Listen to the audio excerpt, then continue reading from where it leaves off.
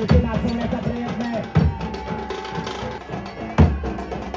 अतिशय सुंदर असा आणि आजकालचे वाद्य बदलल्याचे नृत्य बदलतात. सावित्री हे आपल्या उदरनिर्वाहासाठी म्हणून त्या काळामध्ये चुलीसाठी जळवणाला लाकडं लागायची आणि लाकडं तोडायला म्हणून ही दोघी जण जंगलामध्ये जातात आणि जंगलामध्ये जात गेल्यानंतर इकडे तिकडे पाहत असतात की कुठे आपल्याला योग्य ती लाकडं मिळतात का. सत्यवान आणि त्याची पतिव्रता सावित्री. सावित्री ही पतिव्रता पत्नी असते. आपल्या सगळ्यांना पुराणातली ही कथा माहित आहे आणि तोच हा लेखापा या ठिकाणी देवरुख संघाकडून सादर केला जातोय. सत्यवान आणि सावित्री दोघेही जंगलामध्ये आलेले आहेत. इकडे तिकडे पाहिलं जात आहे, बघतायत की आपल्याला योग्य अशी लाकडं कुठे मिळतात का. पौराणिक देखावा आपल्या समोर सादर केला जातोय आणि जंगलामध्ये फिरत असताना अचानक सत्यवानाची नजर या ठिकाणी जंगलामध्ये असलेल्या वडाच्या झाडाकडे जाते. तो सावित्रीला खुणावतो आणि म्हणतोय की या वडाची लाकडं आपण आपल्याला जी आवश्यक आहे ती तोडून घरी घेऊन जाऊया. वडाच्या झाडाला या ठिकाणी कुऱ्हाडीचे घाव घातल्यानंतर त्या ठिकाणी सत्यवान खाली कोसळतो आणि मृत्यूची देवता अर्थात यमराजा त्या ठिकाणी येतोय. यमराजाने आपला फास टाकलाय सत्यवानावर. सत्यवान या ठिकाणी काकोतीला येतोय. सावित्री सत्यवानाला उठवण्याचा प्रयत्न करते. यमराजानं आपला डाव साधलाय. सुंदर असा यम रेड्यावर बसून आलाय.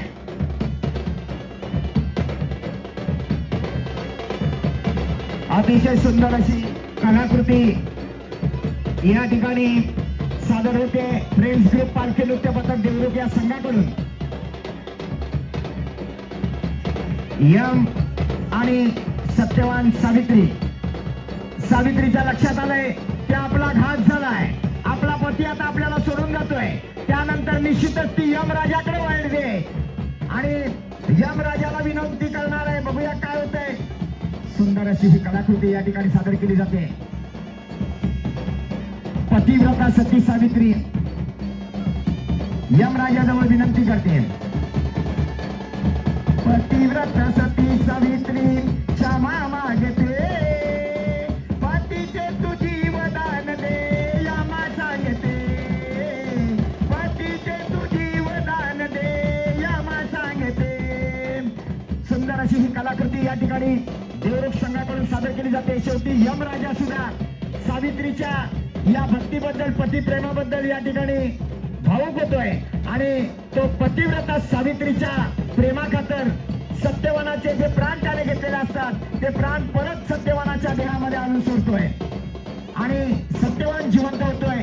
ही पतिव्रता सावित्रीची भगवी पताका डौलानं फडकवणारा निशाणवाला, त्याच्या पाठोपाठ झांजवाला या संघाचे हे दोन अवली छोटे कलाकार, त्या पाठोपाठ शेखर गुरव या संघाचा संघ प्रमुख मुख्य ढोल वादक, त्याच्याबरोबर अजून एक ढोल, त्यानंतर ताशेवाला, नाद ढोल, एकूण 4 ढोल आणि ताशा, त्या पाठोपाठ वयोवृद्ध सनया आणि सूरवादक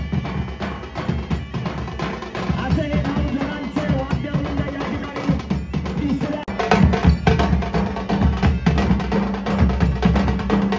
सुंदर असा प्रवेश केला जातोय.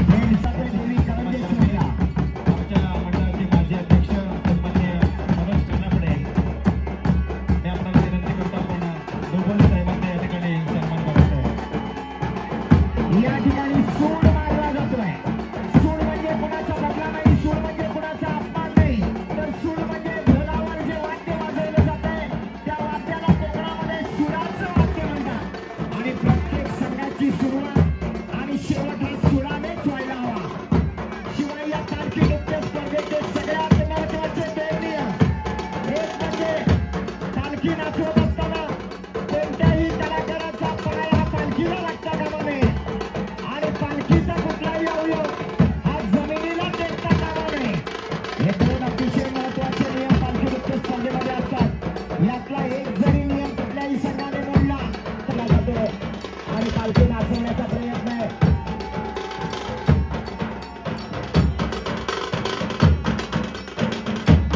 आज अतिशय सुंदर आणि खणखणीत असं ढोलाचं वाद्य आपल्याला ऐकायला मिळत आहे.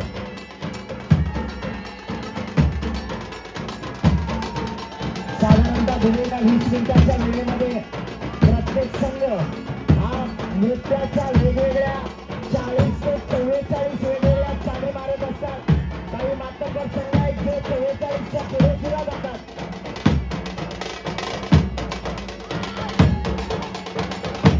खांद्यावर घेऊन चाल मारत असताना दोन्ही कलाकारांचे हातवारे, दोन्ही कलाकारांच्या पायाच्या ठोका, दोन्ही कलाकारांच्या चेहऱ्यावरचे हावभाव या सगळ्या गोष्टी पंचांकडून पाहिल्या जातात.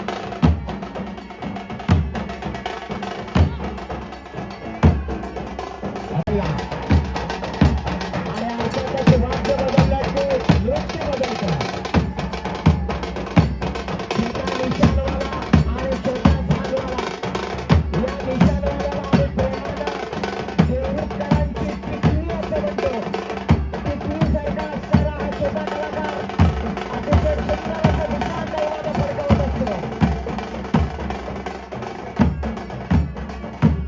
गतिमान होत आहे, ताशा गतिमान होतोय. सुंदर अशी सराईला सुराची साथ आहे. पालखीच्या कंडाला हात न लावता डाव्या बाजूला उजव्या बाजूला पालखी घेतली जाते. ही देवी पालखी नृत्य पथक तनाळी आपल्याला दुसरा पुकार आहे. आपण प्रवेशद्वाराकडे चला. तनाळी संघ आपल्याला दुसरा पुकार आहे. आपण प्रवेशद्वाराकडे चला. पुन्हा वाद्याचा प्रकार बदलला.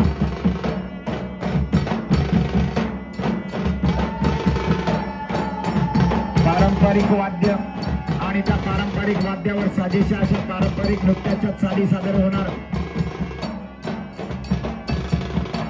या पालखी नृत्य स्पर्धेमध्ये पारंपरिकता आणि आधुनिकता दोहोंची सांगड घातली जाते.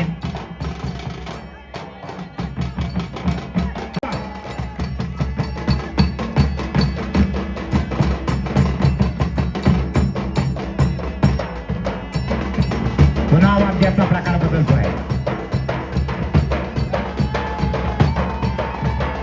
शेवटची 5 मिनिटं शिल्लक. देवरुख संघ शेवटची 5 मिनिटं शिल्लक. आता बघूया शेवटच्या 5 मिनिटात देवरुख संघ अजून काही वेगळं सादर करणार का, अजून काही वेगळं दाखवणार दृश्य आपल्याला पाहायला मिळत आहे. शेवटचं मिनिट, लास्ट 1 मिनिट 60 सेकंड. शेवटची काही सेकंद शिल्लक असताना सगळे कलाकार पालखीच्या जवळ येत आहेत. एकटा कलाकार जबरदस्त वेगामध्ये या ठिकाणी पालखी मिळवली आहे.